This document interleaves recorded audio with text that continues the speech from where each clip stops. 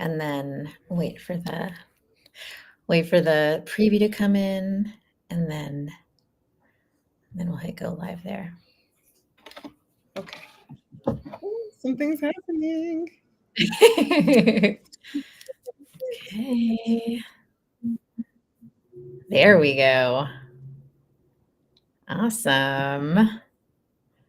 Clicking my go live button here.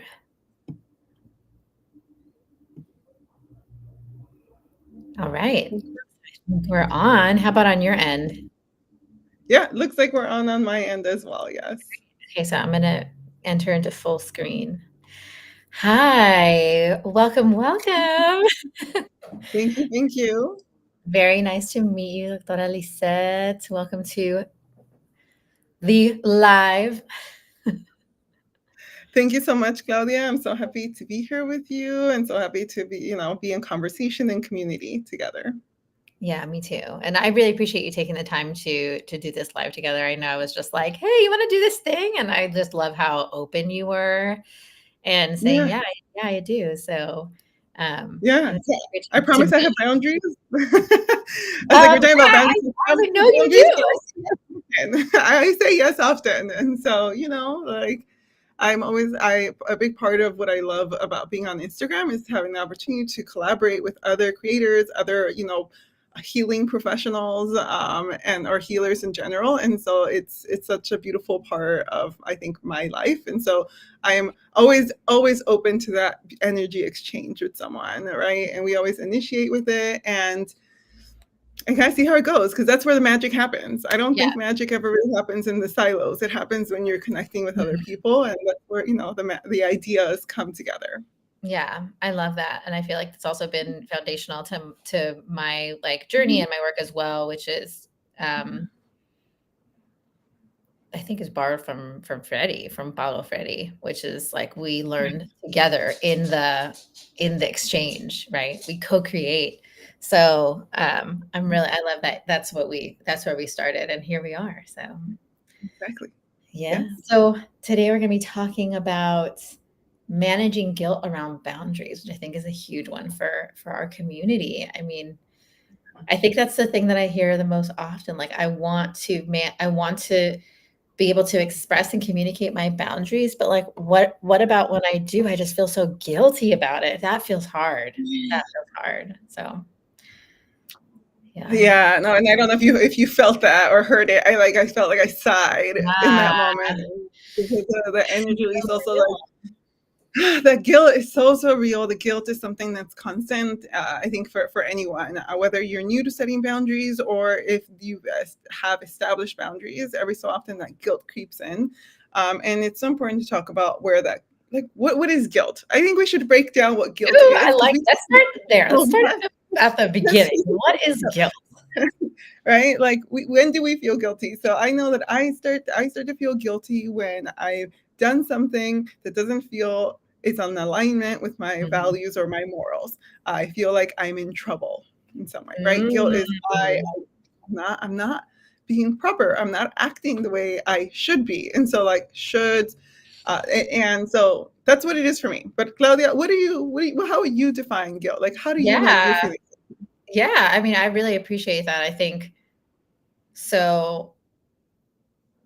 Ooh, how do I want to respond to this? I feel like that it manifests itself differently because I can identify guilt as a physical sensation, like in the like the way that I feel it in my body, and I know that we're all going to feel it differently. But then I also like guilt happens when I do feel out of alignment. When something is telling me, "Oh, I don't like what I just did. I'm not sure if Mhm. I like that." And I love what you said about like something feels out of alignment to my values. And Mhm. then it also, I mean, I know that we'll get here, but it also makes me think about like when you have a new identity emerging, it is going to feel out of alignment to who you were. And Yes. in Mesoamerican traditional medicine, guilt is an ide, so a sacred teacher that comes to show you, hey, like there's something here for you to look at. You're out of alignment. Like there's something here for you to sit with. So Mm. that really like, yeah, I think starting with the definition is like so important. Yes. And I didn't know that, the Mesoamerican Ida, is that how you referred An to ida, into it? yes, like, "Ay, me dio un aire aquí." Yeah, no, no, I hear it. Yeah, like I heard that. it, but I was like, I've never heard anyone say this is where my bilingual brain is, like, struggling, right? I'm like, "Oh, here we Mm, go." yeah. Yeah. But yes, it's a lot of it's I think we've become so disconnected from listening to our bodies or listening to our intuition, right? And so everything just feels wrong. Yeah. But that discomfort that we feel, all it is just your body's signaling like, hey, we have something we need to reflect on here. It's Mhm. not necessarily always negative. It represents some kind of change. And I think that's what Yeah. you're touching on as well. Mhm. And when I predominantly work with first Yeah. gen individuals, first gen professionals, and Yeah. oftentimes that is children of immigrants. And Mhm. so those are the first people to grow up in the United States.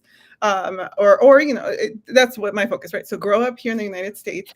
So they become a bridge for their families often, Mhm. for how to exist in this world while they're also still learning, how to exist in this new world where the Mhm. values, the way we exist is so different. And so I would say, when immediately you're experiencing a conflict in your values, because Yeah. I don't know about you. So my parents are from Mexico and El Salvador, two very collectivistic countries where the Mhm. value was always community first. Yep. Everything you're doing is for the collective and it's not very individual focused. And, you come to this country, whatever generation you are, and suddenly you're faced with a place that highly values individualism, and quite honestly, that seems to be the only path set forth to succeed. Like Yeah. if you do it all on your own. Um, Yeah, bootstrap. That's exactly. like what the country is founded on. Even though that's not real, but yes. And so then with that said, we go back to the definition of guilt. It's like when you're feeling misalignment between your values or your perception of how you should see the world and how you're existing in the world. That means you're going to be constantly inundated by guilt. You're going to feel guilty for everything you do, right? Guilty. Hmm. And I think of how that manifested for me. I don't know about for you, but I remember it manifested for me the most when I first moved away from home, when I Mm. was living in the dorms at UC Mhm. San Diego, right? Thinking about, I don't have to ever think about my next meal because I have access to all these resources. In fact, I can choose what I want to eat. I have all these cafeterias with all my meal points that I can Yeah. access. Mhm. Um, I had a room. I was still sharing a room. I didn't get my own room until like my second year in college. But even though I was sharing with all these people, I still had, I had so much more just to me. And what I will say, in San Diego, a lot of the dorms have ocean views. And so, like, from my suite, Wow. we had an ocean view, right? That's And so I'm amazing. sitting there and I'm like, I'll end of the day, and I'm like, I have this amazing view, and I get to look at these things and exist in this beautiful world in such a different way than what my parents are experiencing. Mhm. Um, the guilt that would then become like film music. Oh, my parents don't have as many options right now. Mm. They don't get to look out and see the ocean. They don't get the peace and quiet that I'm Ooh, experiencing, right? Like, and that's when the guilt started. It's, well, am I deserving of all of these things without them? Mhm. Mhm. Like, and I'll pause there because I think that's just wanted to share that narrative because I think that's where it starts for many people. The first time you're maybe away from home, or the first time you Yeah. are associated more with individualizing yourself Yeah, in society. totally. Yeah, I'm really relating to that, and, what's interesting is that I actually didn't choose to go away for college Mhm. because it was never something that was, like, really presented to me as an option. It was, like, Yeah, understood or unconsciously just it was implied. You're just gonna stay yeah, here, like, why would you go anywhere, right? And so I didn't, and I was actually really unhappy with that choice and resentful for a long time that I didn't even give myself the opportunity to do that. And it wasn't until several years later that I was like, mhm, I'm a returning student to undergrad. So I went to SF State. I was like, I hate this. I'm dropping out. And then later I went back. And when I was going back, I was burning out because I was working and I was studying for finals or studying for midterms, and I had all these papers. And then Easter was coming, and my family's like big on Easter. And I was yeah, like, I can't actually handle my body and my emotions handle all of this family contact. And so I left and like I did a solo trip.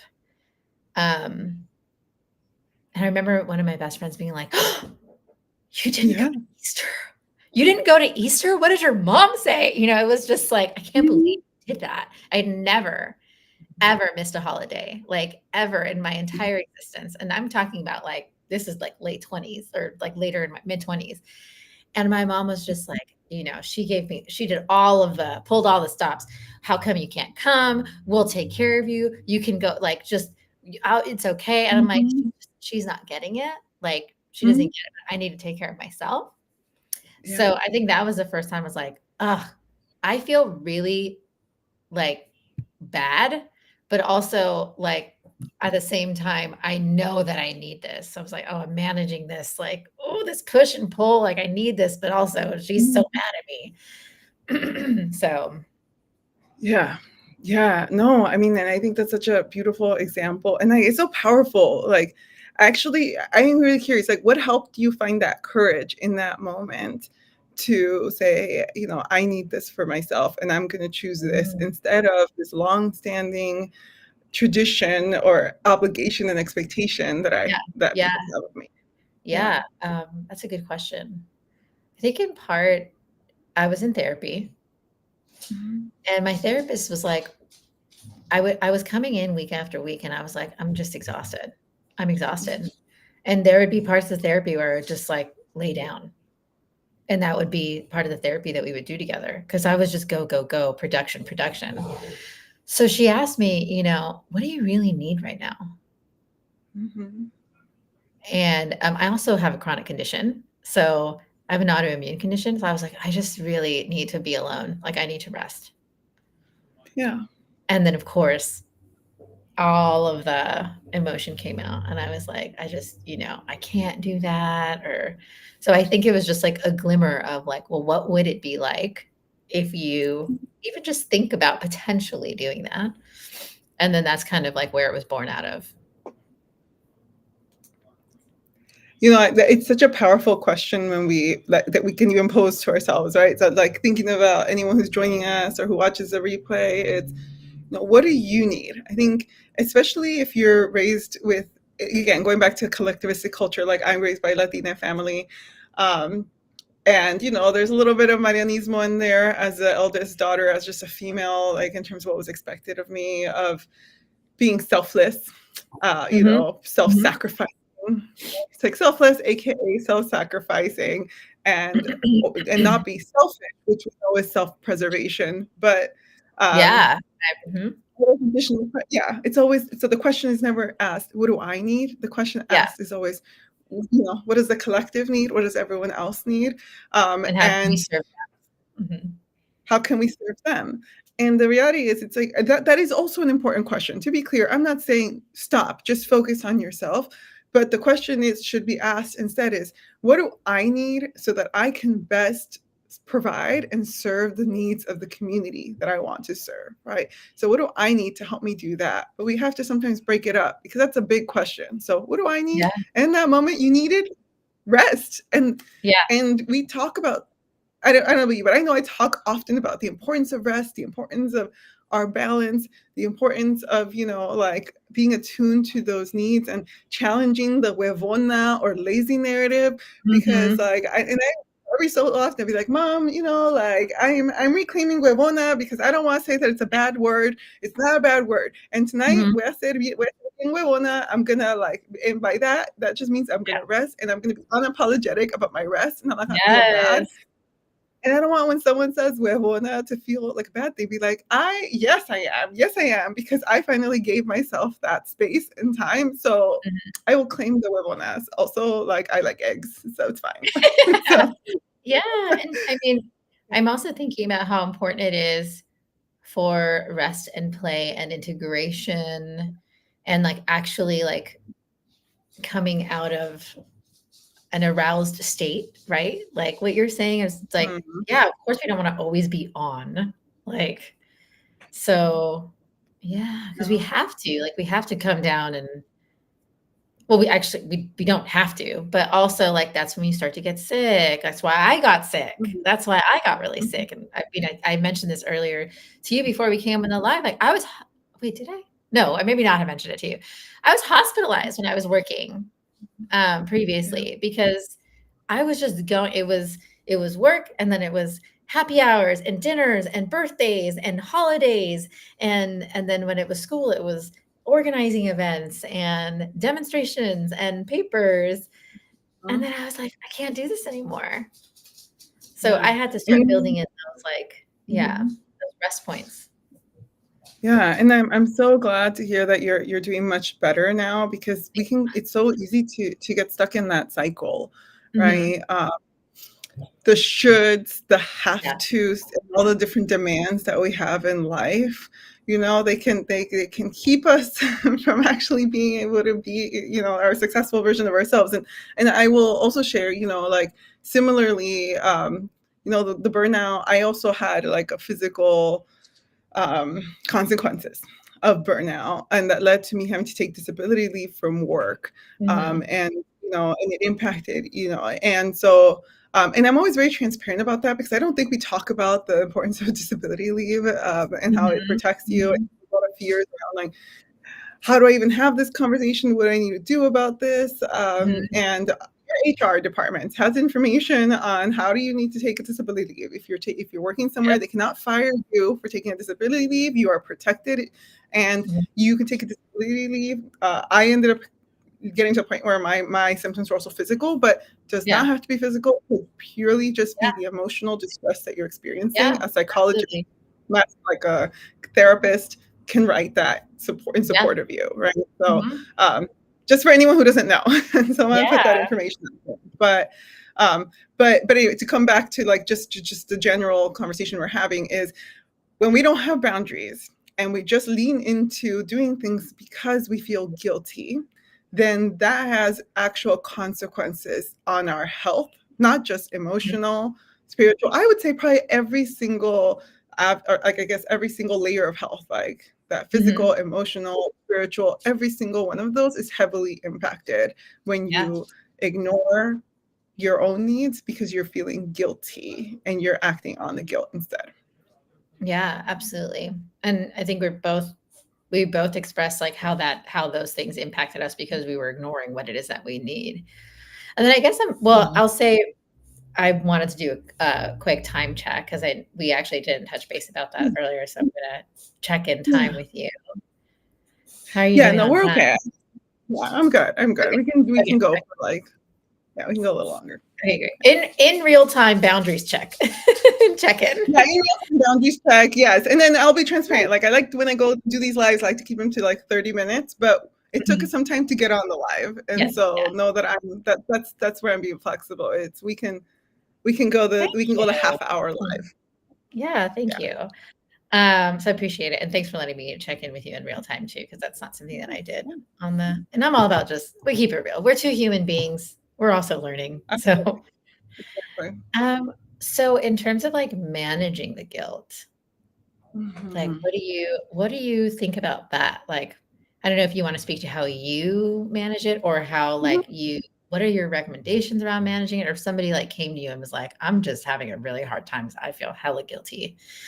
What would you Yeah. say? Okay, so I feel this urge to bring it back to you, and so bear with me here.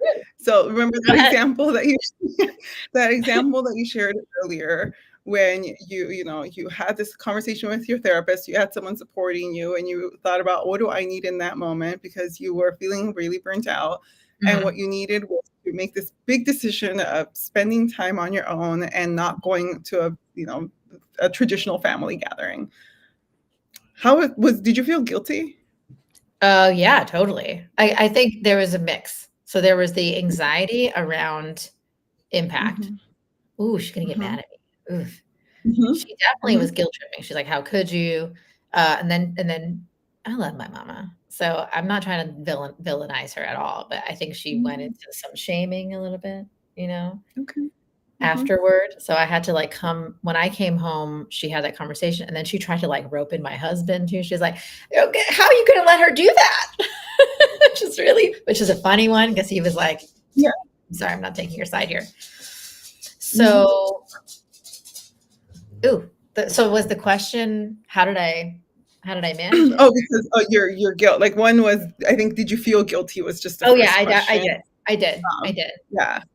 And I guess and Um, the follow-up would be, yeah, how did you cope with the guilt? yeah. I think that there is a couple of things. Like my dog is being Mhm. so loud. He has so many needs right now.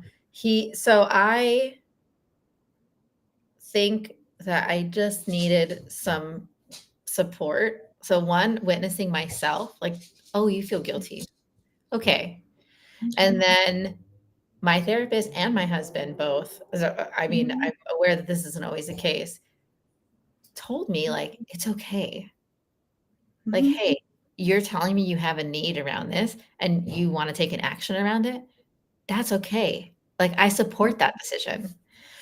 Mhm. And not to say that I like will always get external validation, but in that moment, that felt so affirming to me. Yeah.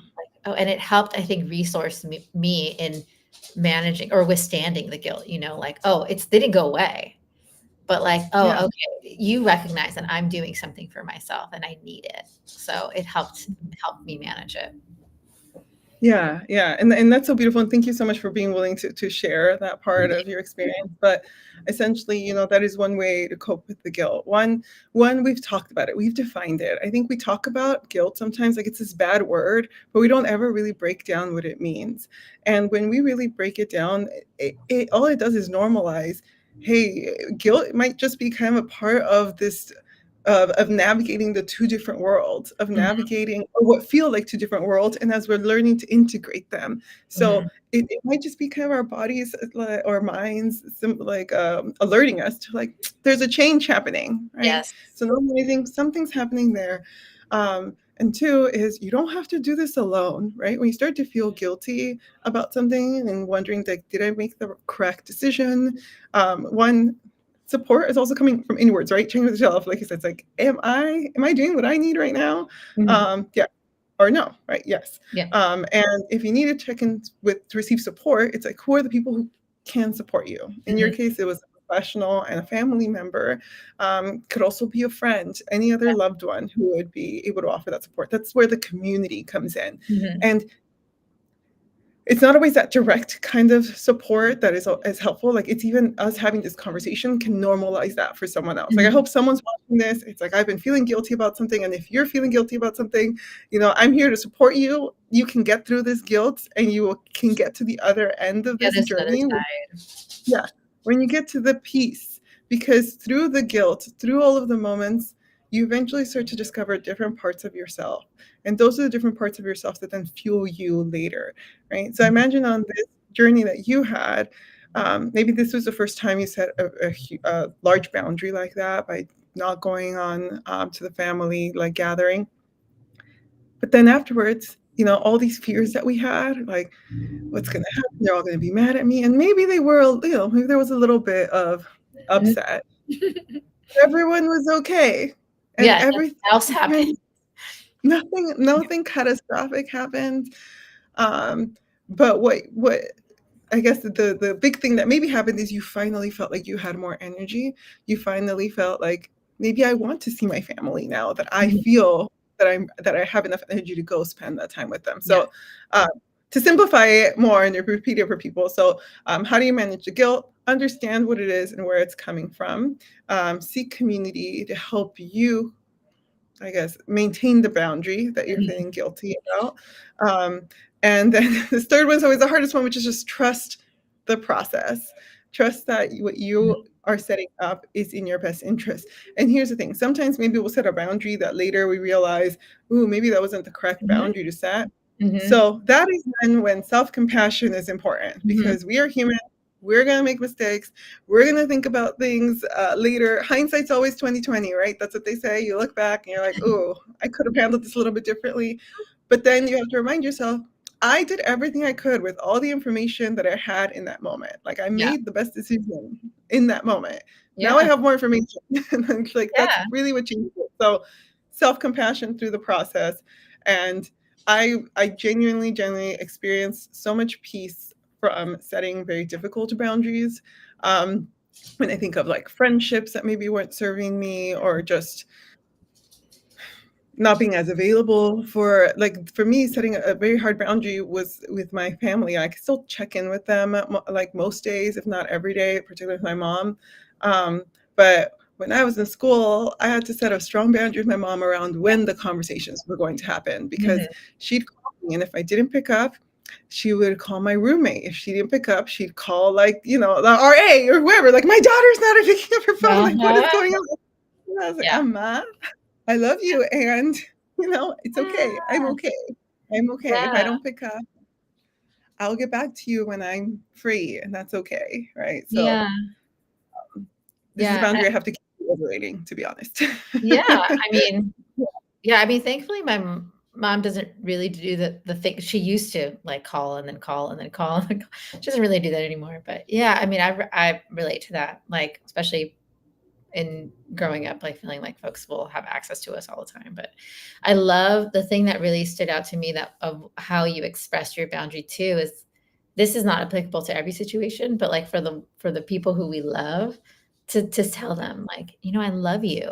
Like, this is Mhm. actually hard for me too, to miss Yeah. this, or to not be able to talk to you, and remember, like, I want to, and, like, here's what I Mhm. need right now," like, "Hey, I wanna talk to you Mhm. after class or later. I will call you when I'm available." And I feel Mhm. like that's helpful, I think, when talking to my mom, "I love you, and also, like, Mhm. I need a little space. I will call you in a bit." Yes. Like, and I'm not saying that's your experience, but I'm saying, like, for me, like, Mhm. reminding her, like, "I do love you." Mhm. Yeah, I think, and then something else that I often talk to, like, the people I work with about is how I think guilt is often very much ingrained in how we communicate. And I notice this a lot I think I notice this a lot with my, I'll say my mom, but I think just generally family. But it's, oh, I'm not available because I'm busy working. It's, oh, you don't want to see your mom anymore. I'm only going to be, oh, my grandmother would do this too. Like, I felt like, hold on, like a side note. I thought my grandmother would say this to me since I was like 10 years old, since I was like a little kid. It's, you never know how long I'm going to be around for. Ooh, You that's a have tough to, one. That's a tough you one. never know. And I'm like a kid, That's and I'm rough. like, what is, and even like trying to shame you and guilt you Yep, for, being a kid and maybe wanting to go outside and play or do something else, whatever 100%. it was. Mhm. Um, but I think as I gotten older, I started to learn more. It's like, oh, this is just more passive. It's an indirect way of communicating. I miss you. It's an indirect way of saying I'd like to spend more time with you. And Yeah. so when I could redirect, then it's like, my mom's like, oh, I never see you anymore. And like, mom, it's okay if you tell me that you miss me. And sometimes I'll say like a joke, "Mamá, me extrañas." It's all good. I get it. Oh, You know, but yeah. like, I'll try to make a small joke out of it. But I'm like, you can tell me you miss me. I Yeah. love it when you tell me you miss me. I like miss you too, and I enjoy talking to Mhm. you, and I enjoy it. So Yeah. sometimes it's about having that patience to hear how they say it. Because I'll be honest with you, I'll get triggered sometimes, and I know that when I get triggered, I'm defensive. What are you Yeah. talking about? I saw you last weekend. Yeah, Right? totally.